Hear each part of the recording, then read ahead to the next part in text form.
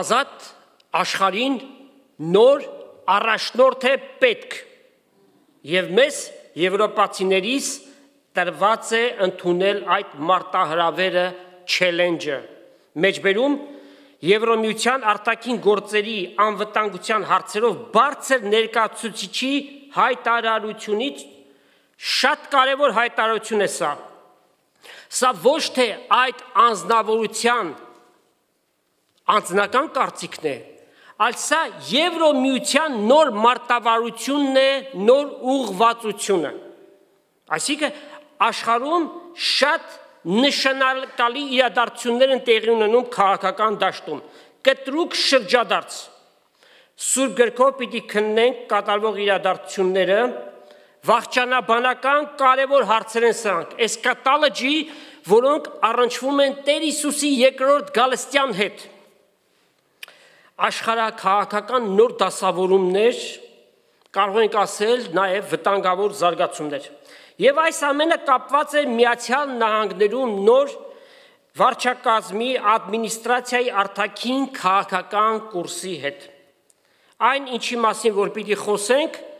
բոլորովին չպիտի նկատել որպես մարգարեություն անել, Սուրբ գրքից դուրս ուրիշ որևէ մարգարեություն մենք չենք ճանաչում, այլ մենք զուգահեռներ պիտի անցկացնենք ինչ է աշխարհում տեղի ունենում եւ ինչ է ասում Աստծո խոսքը այդ առնչությամբ։ Մի քանի րոպե պիտի ծավալվենք այն իրադարձությունների վրա, որ աշխարհում տեղի ունենում, հետո համատությամբ պիտի քննարկենք ըստ Սուրբ գրքի։ Ամերիկայի նոր նախագահի ընտրությամբ վերջ գտավ նախորդ քայլող, բայց մեռած դիակ նախագահը եւ իր վարչախումբը ոչ խոսել գիտեր, ոչ մտածել գիտեր, քայլելն էլ մի կերպեր եւ նա խաղալիքներ կամ փապետներ ձախակողմյան լիբերալ ուժերի տնտեսական ահավոր ձախողումներ եւ Աստված ողորմեց այս երկրին, որ չշարունակվեց դա, երրորդ աշխարհի երկիր պիտի դառնար Ամերիկան։ Եվ լծված էին նաև Աստծո սահմանած բոլոր բարոյական չափանիշների քանդման։ Արժեքներ այլևս չեր մնացել։ Հասարակության հիմքը որն է։ Ընտանիքը, ընտանիքի վրա ինչպիսի հարված։ Ի սկզբանե Աստված սահմանեց եւ ինքը կազմեց առաջին ընտանիքը, մեկ տղամարդ եւ մեկ կին, բայց նախորդ 4 տարիների ընթացքում բանից պարզվեց, որ 72 սեռեր կան։ Կարող եք երևակայել։ LGBTQ+, ABCDEF, գնացեք, չի լրանում 72 սեռեր։ Նոր ընտրված նախագահը առաջին օրից սկսած, ինչպես խոստացել էր, America First գործադիր հրամանագիրներ, Executive Orders, Ամերիկայում վերահաստատվեց 2 սեռ, իգական եւ արական, ինչպես որ Աստված մարդուն ստեղծել է, նույն բառերը նաեւ ինքը ասաց։ Ցնծացինք չէ այդ որոշման համար։ Հիշում եք այստեղից հայտարարեցի եւ ձեր ինքնաբուխ ծափերը այդ կապակցությամբ, որովհետեւ արդեն դպրոցներում են սկսել փոքր երեխաներին նրանց մտքերը պղտորում են, որ դու տղա ես թե աղջիկ ես, միգուցե դու աղջիկ ես զգում, երեխա է, չգիտես, ասում է այո, տեսակ, այս երեխան պետք ունի սեռափոխության, transgender պիտի դառնա, այսինքն, սա մի սարսափելի մի բան էր, որ Փառք Աստծո դրանց տիրապետող թագավորություն ասենք ճակերտների մեջ վերջ գտավ, ինչ հատուկ վերաբերմունք էր նրանց հանդեպ։ Այդպիսիները հասարակության մեջ համարվում են ավելի բարձր,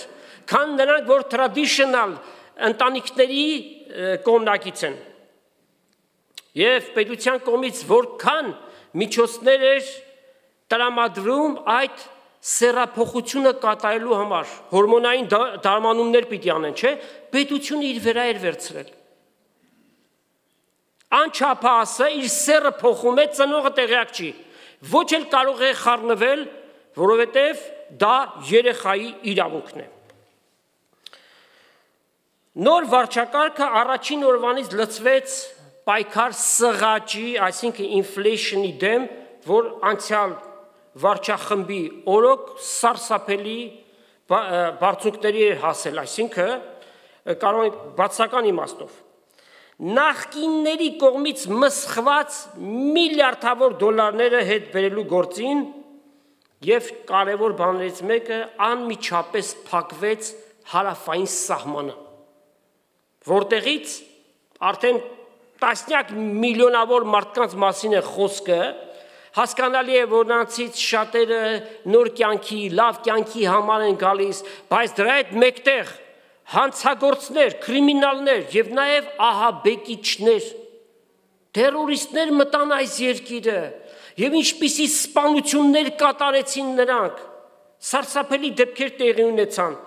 թմրանյութի հոսք առանց արգելքի թմրանյութ հարյուրավոր, հազարավոր տոննաներ մտան այս երկիր։ Երբ որ ներկայացուցիչների տան միացյալ ամենամյա ելույթին նոր նախագահ երկու մայրերի օրինակ բերեց, որոնց աղջիկներին գազանաբար սպանել էին դրսից ներխուժած, այսինքն անօրեն հանցագործները, եւ հետաքրիր է, այնքան ազդեցիկ էր այդ բանը, այդ վիճակը, որ երբ որ բոլորը ոտքի կանգնեցին հարգելու նրանց հիշատակը, հակառակ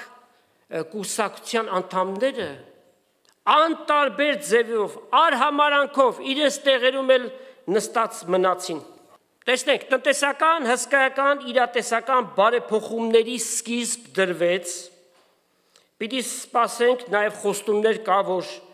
ներքին հսկայական դրական տեղաշարժեր պիտի լինեն, հարկերի կրճատում պիտի լինի, որ տեսնում ենք ինչպիսի չափերի է հասած։ Էներգետիկ անկախություն, բա մի երկիր հսկայական պաշարներ ունենա նավթի ու գազի եւ ուրիշ երկրներից թանկ արժեքով բերի եւ իր ժողովրդի վրա այդ բեռը նստի, ուրեմն երկրի համար շատ կարևոր իրադարձություններ են տեղի ունենում, ծրագրված շատ բաներ կան միտված մարդկանց բարեկեցության։ Ուրեմն Ամերիկայի ներսում վարած տնտեսական քաղաքականությունը շատ գովելի է, մանավանդ քրիստոնեական եւ ընտանեկան արժեքների պահպանման գործում, որ մեզ համար շատ կարևոր մի երևույթ է, մարդը փայլուն բիզնեսմեն է, տնտեսությունից է լավ հասկանում է,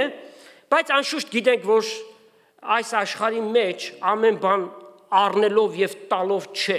գիտեք, եթե արտաքին քաղաքականության մեջ նման բան կիրառվի, կդառնաս քաղաքական չարչի, այս տամ այս առնեմ, արտաքին քաղաքականության մեջ պետք է ճկունություն,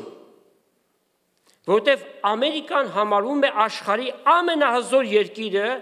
բոլորը իրեն են նայում, իր հետ հաշվի են նստում եւ Ամերիկան զորավոր լծակներ ունի, դրանում կասկած չկա։ Սակայն տեսնում ենք, որ արտաքին քաղաքականության մեջ զգալի փոփոխություններ կան։ Երբ որ հայտարարվեց եւ սա շատ քննադատությամբ ամբողջ աշխարհում ընդունեցին, որ Կանադան պիտի դառնա Ամերիկայի 51-րդ նահանգը, մշտապես Ամերիկայի համար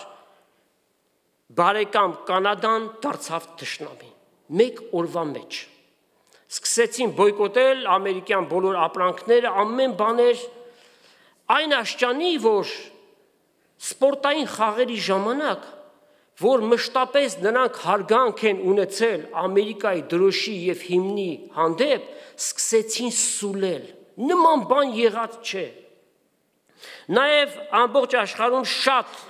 շատ վատ ընդունվեց այն հայտարարությունը, որ Գրինլանդիան պիտի միանա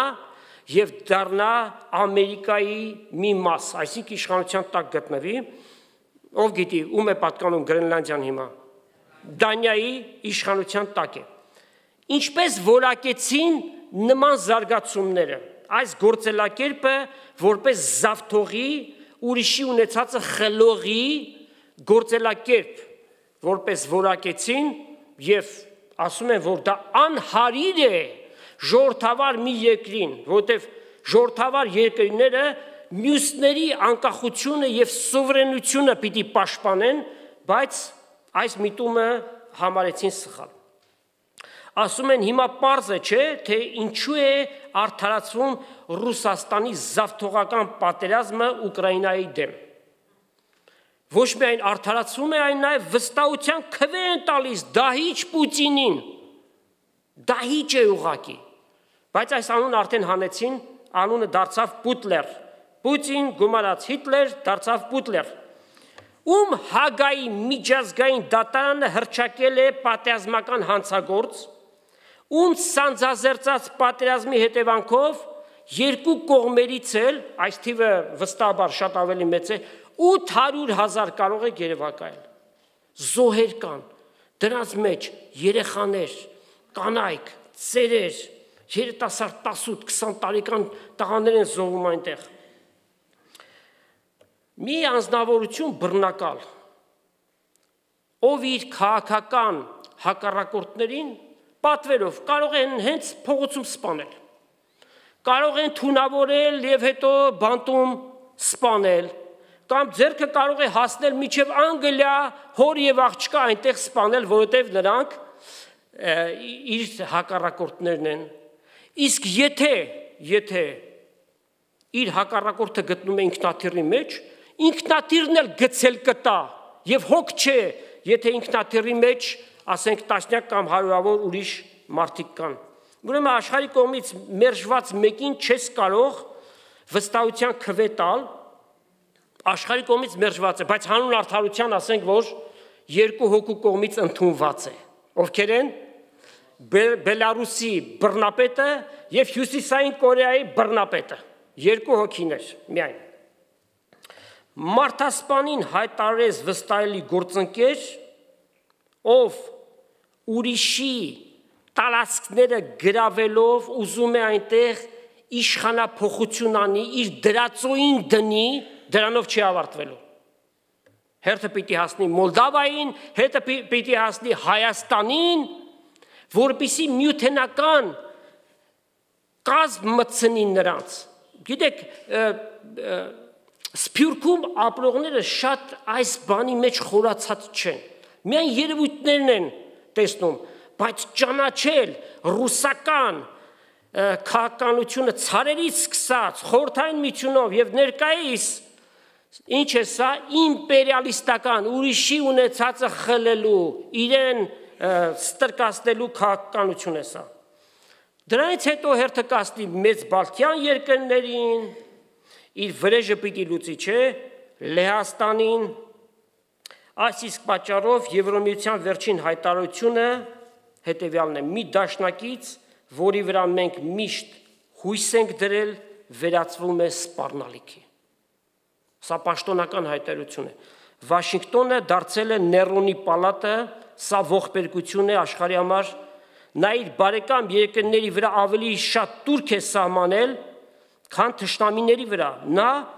փորձում է ձևափոխել երկիրների սահմաններ աջակցելով բռնապետերին, ովքեր ներխուժել են այդ երկրները, ի նկատի ունի Ուկրաինա, նույն բանը ում հետ է կատարվում։ Ռուսաստան, Թուրքիա, Ադրբեջան, Հայաստանից միջանցք են ուզում փոկել։ Սակայն ինչպես կարող ես դաշնակիցների թողել, երբ որ նրանց հետ երկու համաշխարհային պատերազմով ուսուսի տված կռվել եք թշնամու դեմ։ Սառը պատերազմի տարիներ միասին եք անցնել եւ ինչպիսի շրջադարձ է սա։ Միացյալ Նահանգները մեկուսանում է աշխարհից, isolation, այսինքն ամփոփվում է ինքը իր մեջ։ Սուրբ գրքի վախճանաբանության մեջ եւ ընդհանրապես մարգարեությունների մեջ Միացյալ Նահանգները չկա։ Հետևաբար ինքը պիտի առանձնանա, ինքը պիտի մեկուսանա սուրբ գրային ճշմարտություններ են իրականություն դառնում։ Բայց կա Եվրոպան, ով էլ փնտրում է աշխարհի նոր առաջնորդին, մեզ ամենահետաքրքրողը սա է։ Հասկանում ենք ինչ է տեղի ունենում։ Ուրախանալ է պետք սրա համար, որովհետև սուրբ գրային ճշմարտություններն են կատարվում։ Ուրեմն իրավիճակը ճիշտ սուրբ գրային համապատասխանություն ունի։ Այդ առաջնորդը, որ պիտի գա եւ քաղաքական բեմ բարձրանա, դեռևս չի եկել։ Եվ որևէ մեկը թող չփորձի գուշակել, սա է, նա է, տեսնում են մեկը աշխարհում ակտիվ, սա կլինի։ Ոչ մեկը չգիտի։ Միայն գիտի Աստված եւ գիտի Սատանան, որովհետեւ ինքը պիտի մարտեղանա եւ գա։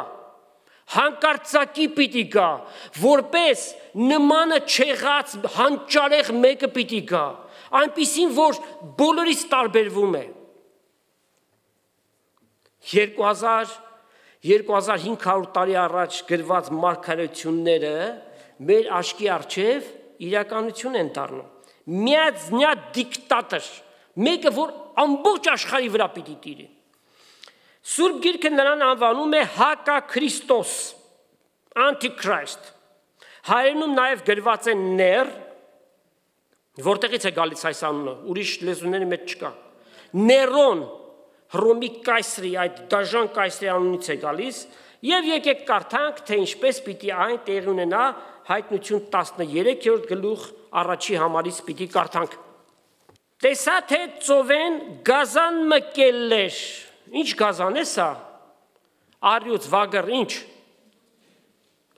Նախ եւ առաջ ծովը ի նկատի ունենանք։ Ազգերն են խորհրդանշում։ Գազան պիտի ելլե։ Դանիելի 7-րդ գլուխը շատ կարևոր է, որ ուներ 7 գլուխ եւ 10 եղջյուր, երբ որ Եվրոմիության 10 երկրները միավորվեցին, սա իրականություն դարձավ։ Եվ անոր եղջյուրների վրա 10 թակ եւ անոր գլուխների վրա հայության անուններ կային։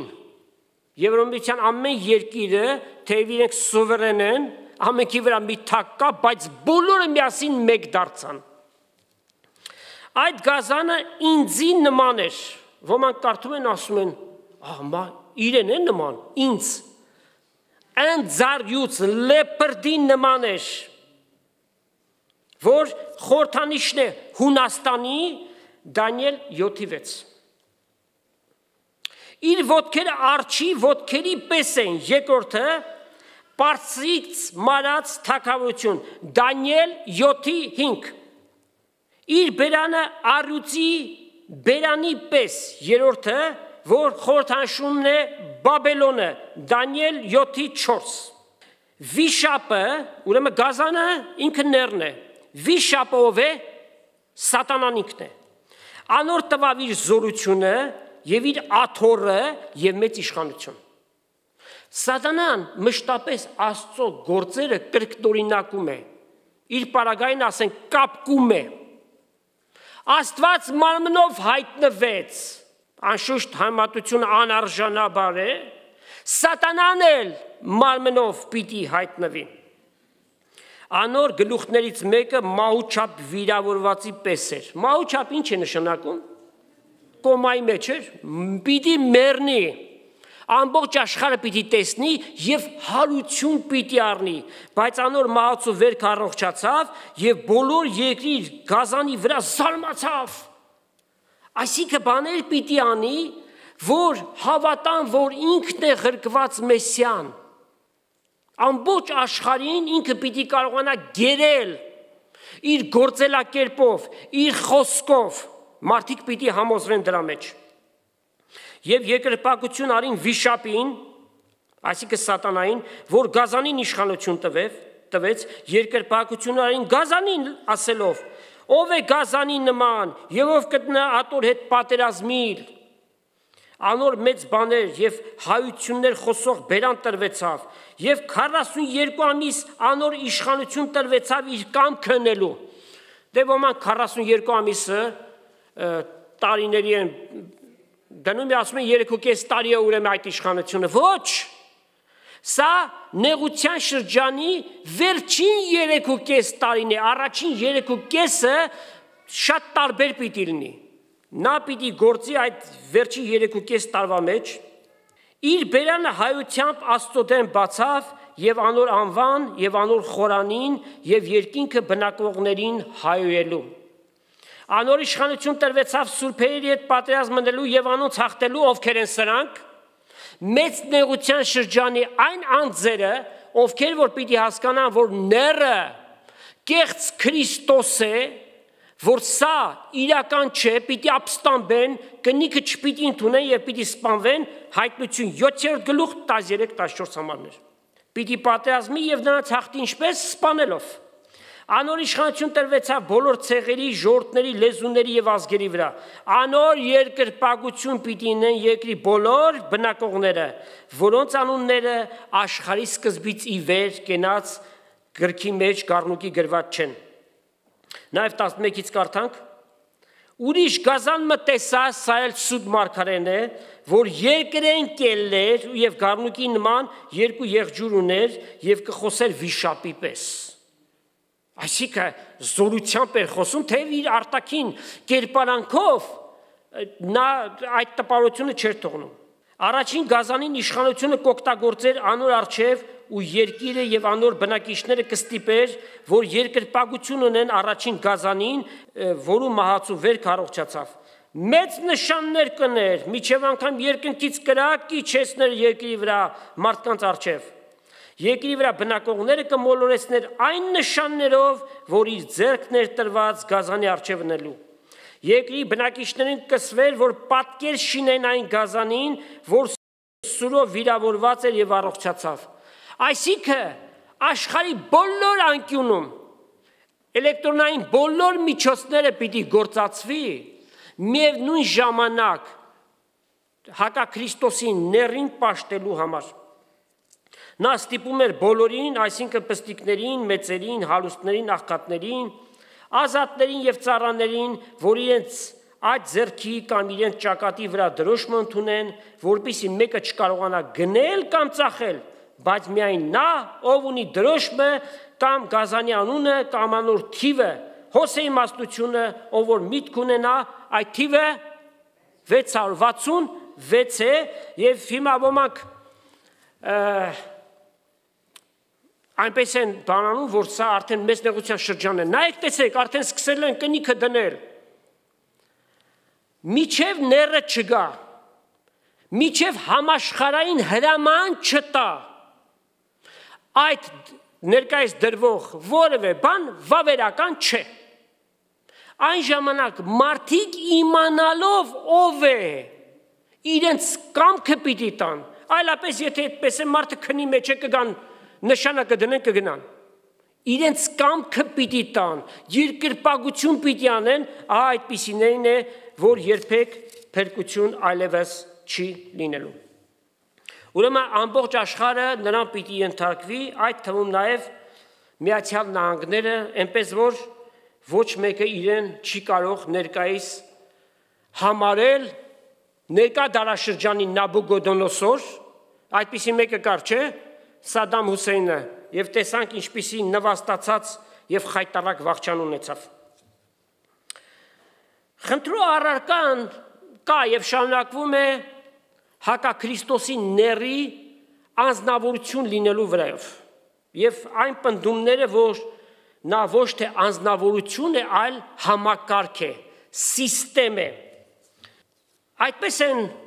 մեկնաբանում բոլոր ծիսական, առասպելական եկեղեցիները,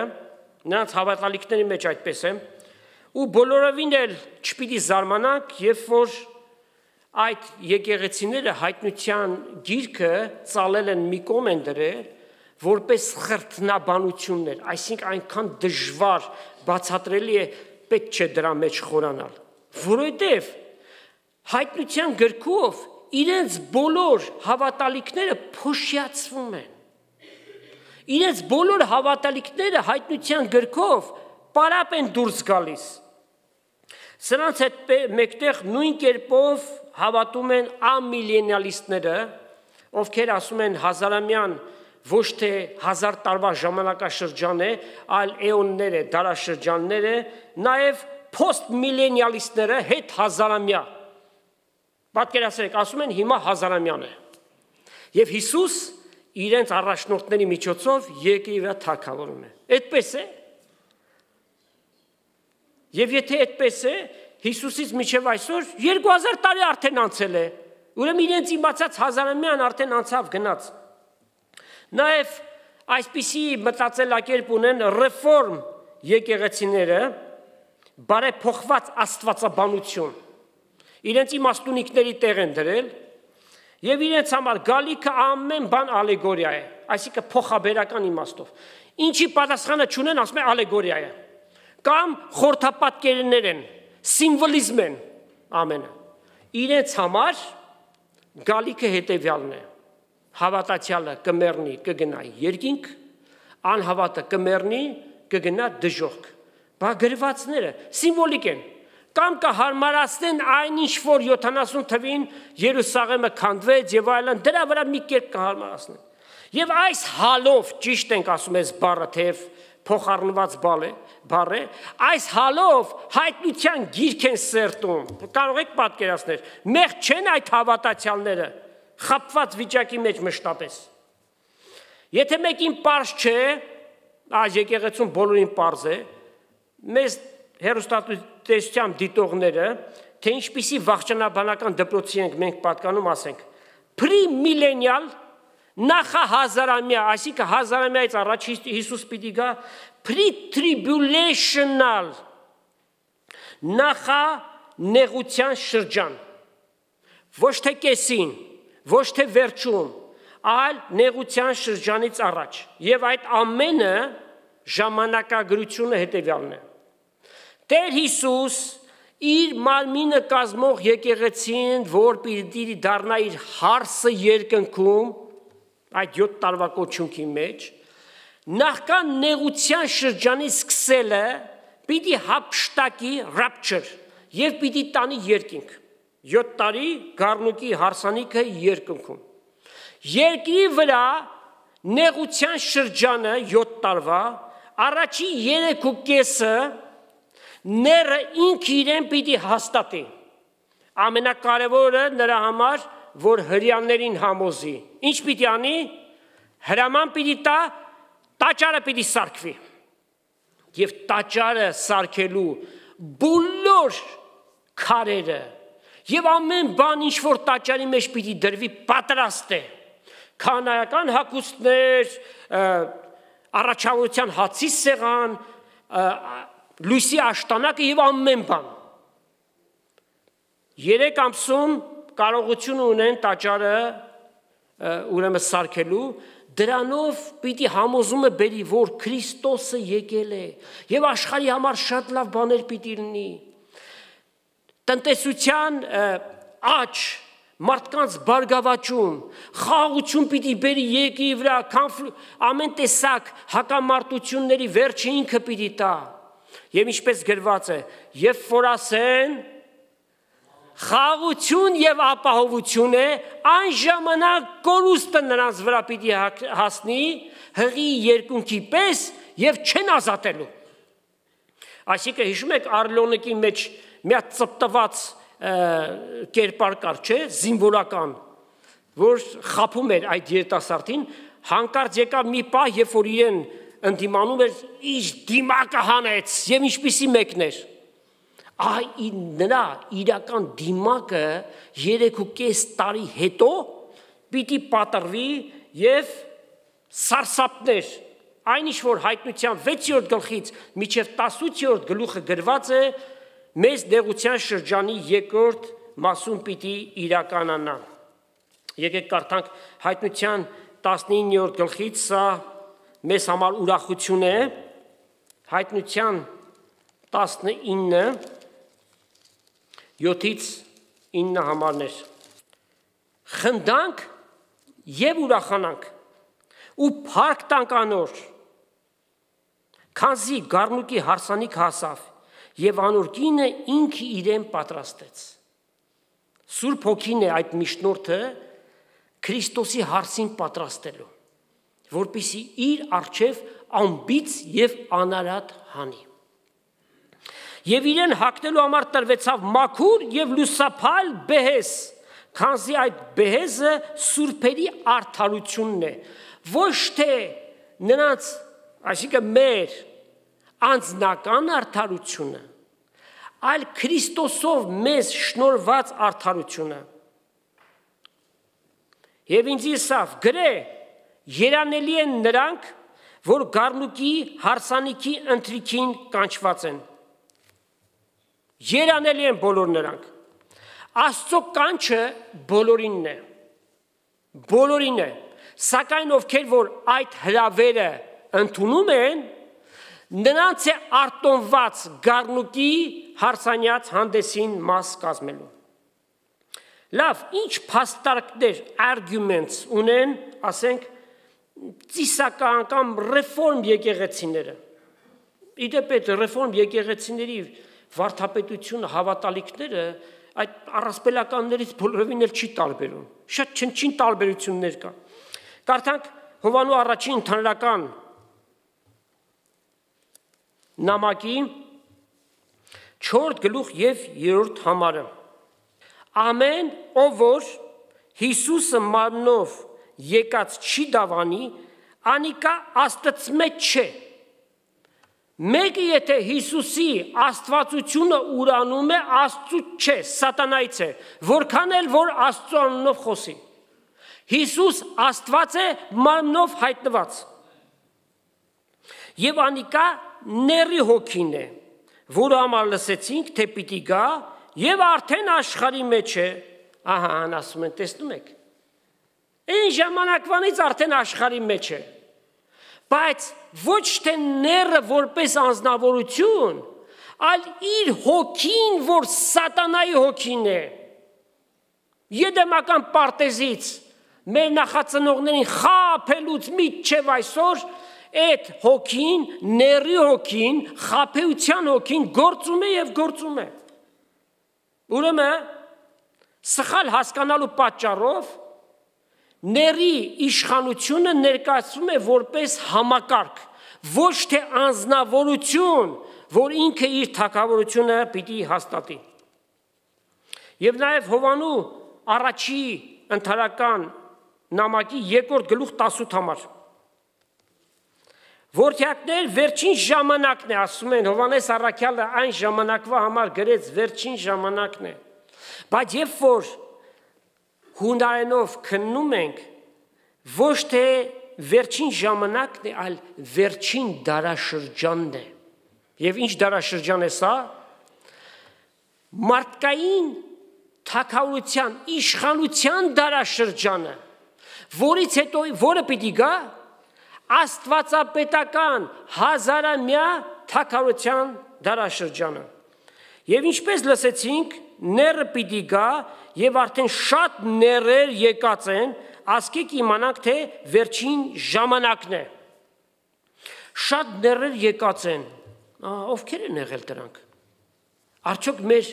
խոսած ների եղբայրներն են եղել, ովքեր են եղել։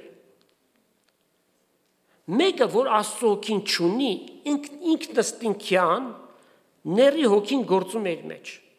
Բայց պատմության ընթացքում եղել են անձնավորություններ, որոնց մեջ ների հոգին ամբողջական զորությամբ է գործել։ Եթե շատ առաջ չգնանք, հռոմեացի բոլոր կայսերները, սրանք ամեն մեկը իրենց աստվածներ են կարծել, եւ մարդիկ որպես աստված պաշտել են, կատարյալ իշխանություն են ունեցել։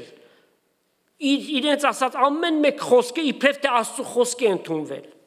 Ուրեմն հռոմեացի բոլոր կայսերները, Սուլթան Համիդը, երիտթուրքերը մեր ազգի դեմ ցեղասպանություն են գործել։ Սա ինչ հոգի է եղել։ Ների հոգին է եղել, սատանայի։ Հիտլերը վստահաբար ծծումբով այրված այդ լճի կենտրոնում սատանայի հետ փաթաթված կլինի։ Եվ շատեր Ստալինը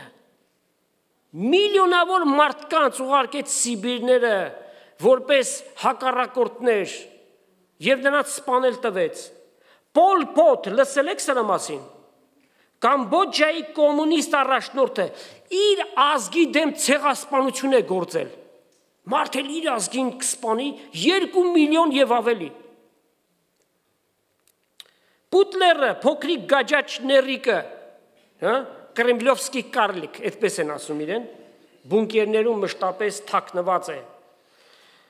Սատանայի հոգին է, սպանել ու սպանել։ Ների հոգիով, այո,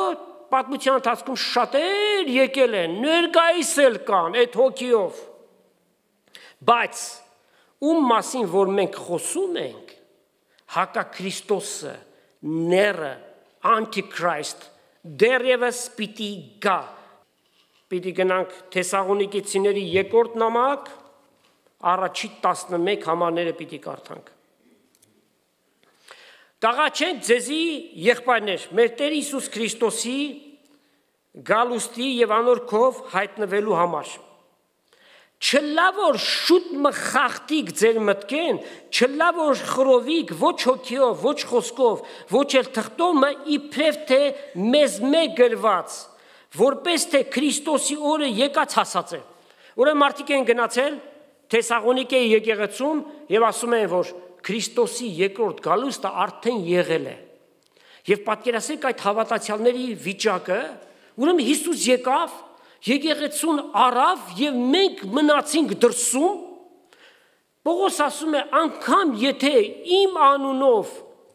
թուղթ գրված գա, մի հավատացեք,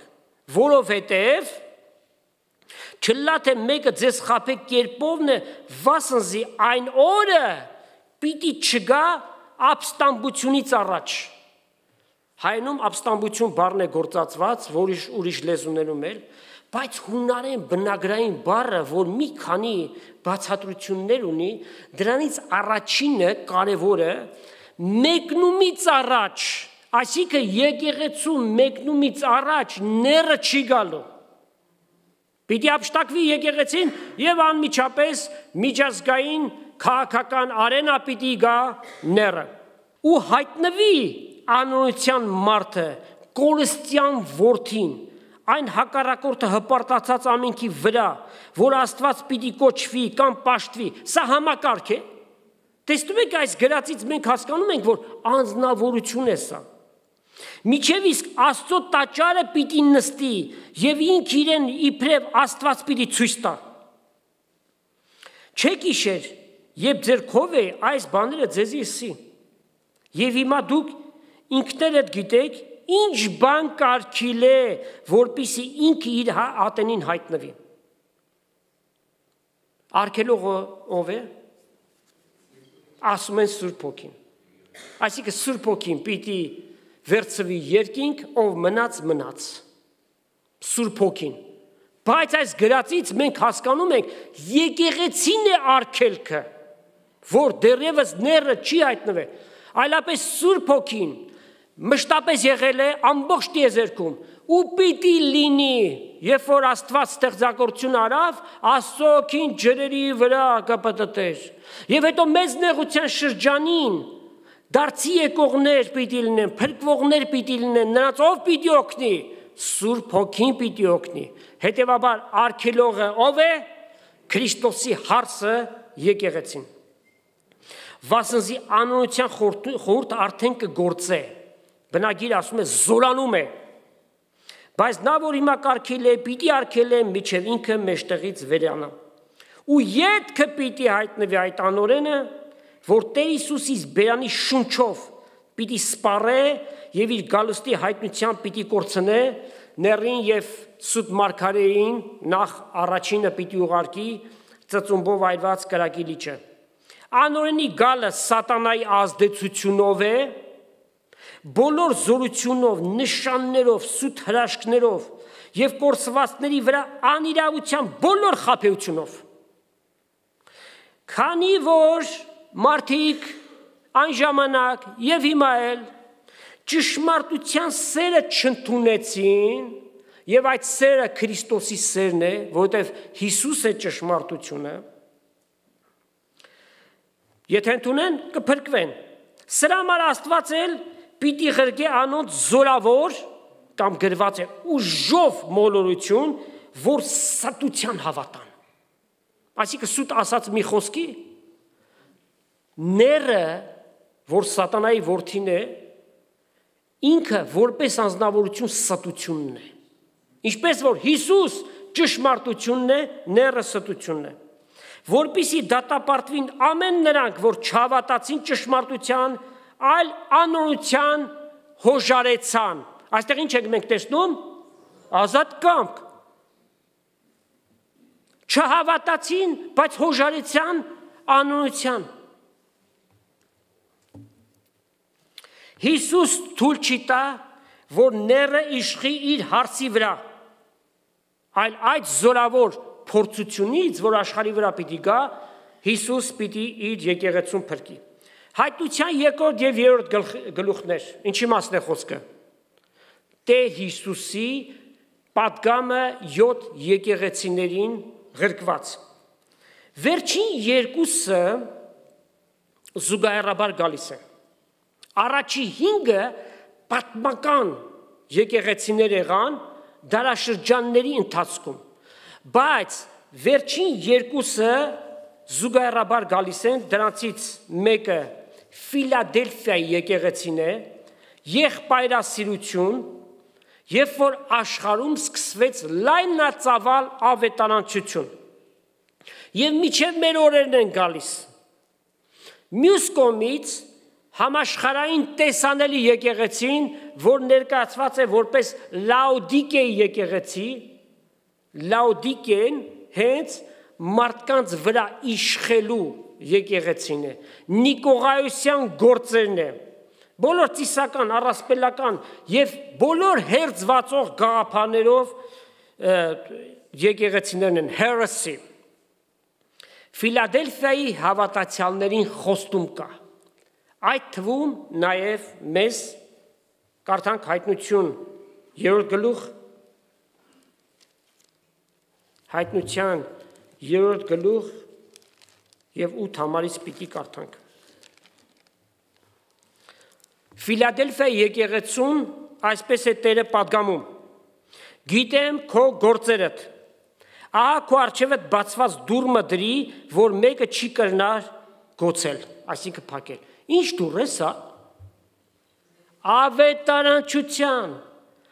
միսիոներական շարժումը, աշխարհի բոլոր ծայրերը գնացին, այլակրոն երկրներում, հսկայական գործ արավ Տերը նմանների միջոցով Աստված նրանց օրհնի։ Վասնզի դու քիչ կարողություն ունես, այսինքն քաղաքական լծակներ չունես, չունես այնպիսի նյութական միջոցներ, ինչպես որ օրինակ Լաոդիկեի եկեղեցում համար գրված է, չէ՞, հսկայական կալվածներ, հա՞, երբ որ անգամ գործածում են ոսկյա գավազաններ,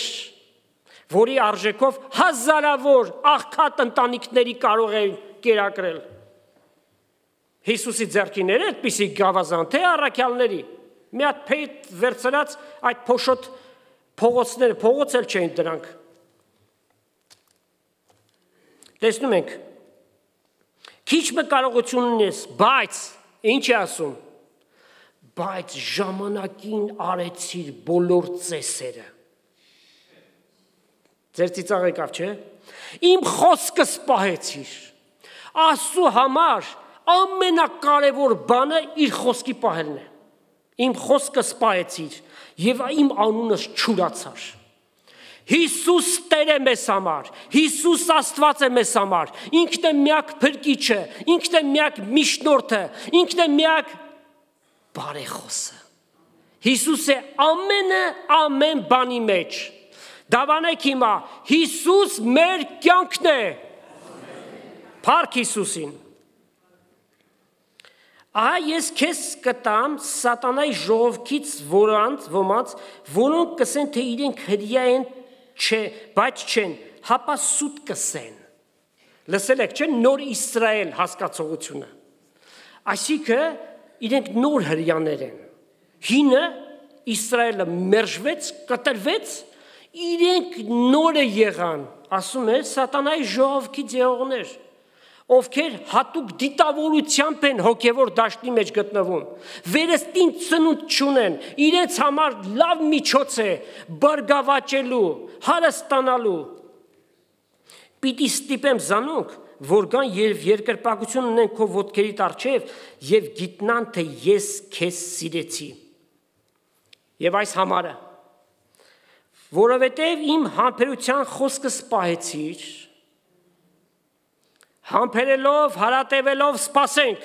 այն երջանիկ հույսին, մեր փրկիչ Աստծու Հիսուս Քրիստոսի փառքի հայտնվելուն։ Ես էլ քեզ պիտի պահեմ փորձության ժամանակ։ Ինչ փորձություն է։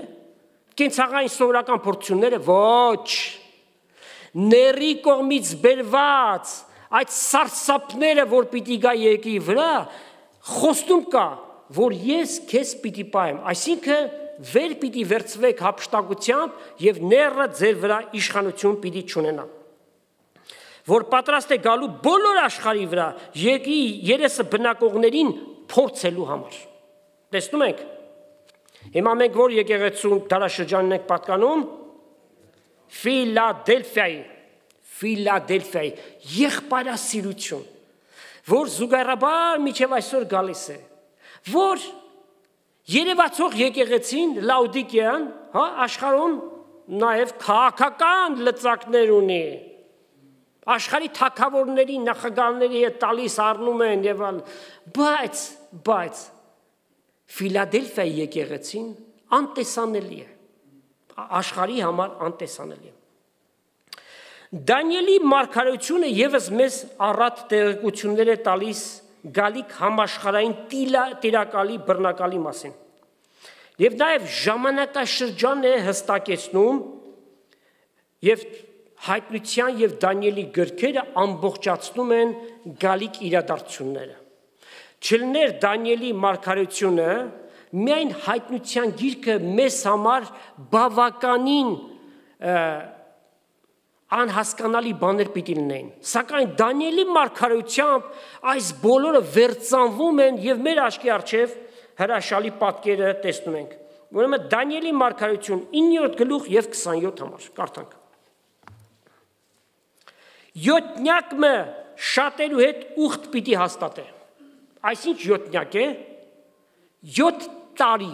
Հետևաբար նրանք ովքեր ասում են 3.5 տարի է, այս համարով ջախջախվում են իրենց հավատալիքները անշուշտ։ Դանիելը խոսեց 77-նյակի մասին,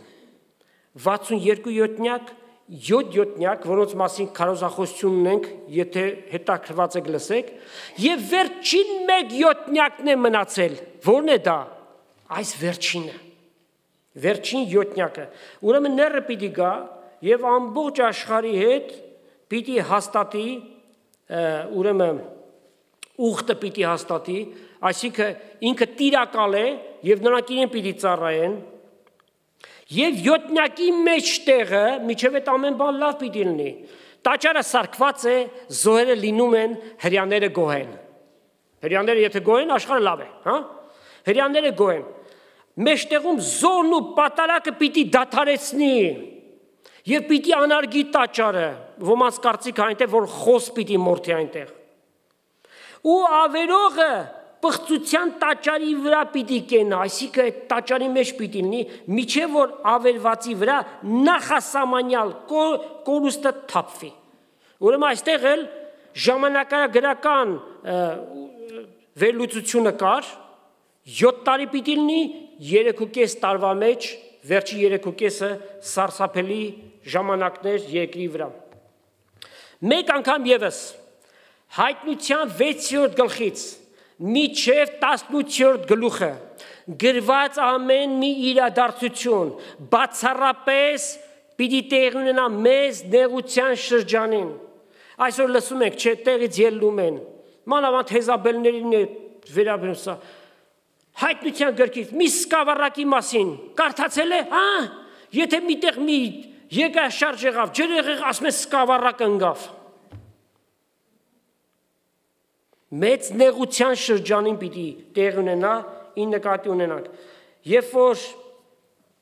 աշխարհի բնակիչների 1/3-ը ների կողմից սպանվեն, Հայտնություն 8-րդ գլուխ եւ 11 համար։ Եվ հրյաների 2/3-ը պիտի սպանվեն։ Զաքարիա 13-րդ գլուխ եւ 8 համար։ Անշուշտ պիտի փորձի հրյաների բոլորին սպանի, սակայն չպիտի հաջողի, որովհետեւ Աստված խոսում է այն մնացորդի մասին, որոնք են կազմելու իրական Իսրայելը, ոչ թե ներկայիս։ Մեծամասնությունը անհավատ են, կամ Հիսուսին մերժած են։ Ինչպես պիտի ազատվեն այդ 1/3-ը Դանիել 12-ի առաջի համարը։ Այն ժամանակ Միքայել մեծ իշխանը պիտի ելլե, որ քու ժողովրդիդ որդուների վրա կենա։ Այսինքն Միքայել հրեշտակապետը պիտի պայքարի, որ ները մնացածներին չկործանի։ Այդ 1/3-ը պիտի փախնեն ուր։ Ապաստանի քաղաքներ, Պետրա եւ շրջակա քաղաքները, որոնք Հորդանանին սահմանակից են, այնտեղ Տերը նրանց համար պիտի հոգա։ Նրանց միջից է 144,000-ը, որ պիտի ելնեն, ամեն ցեղից 12,000 եւ աշխարհի բոլոր անկյունները պիտի գնան եւ այս անգամ ոչ թե փրկության, այլ արքայության ավետարանը պիտի քարոզեն։ Ուրեմն Միքայել հրեշտակապետը նրանց համար պիտի կանգնի եւ այնպիսի նեղության ժամանակ պիտի լա, որու նմանը ազգը լալե միջև այն ատեն եղած չէ։ Այսինքն հրյաների համար հոլոկոստը անգամ այդ նեղության շրջանի նման չպիտի լինի։ Շատ ավելի վատ պիտի լինի իրենց վիճակը։ Այն ժամանակ քո ժողովրդիդ պիտի ազատի, այսինքն ով որ գրքի մեջ գրված գտնվի։ Ուրեմն այդ 1/3-ի պաշտպանը պիտի լինի Միքայել հրեշտակապետը, որ Աստված նրան պիտի ղրկի։ Սատանան մարմնով հայտնված։ Այս անձնավորությունը խորհրդապատկեր ունի հին ուխտի մարգարեության մեջ գրված։ Կարդանք Դանիել 11-րդ գլուխ 36-37 համարներ։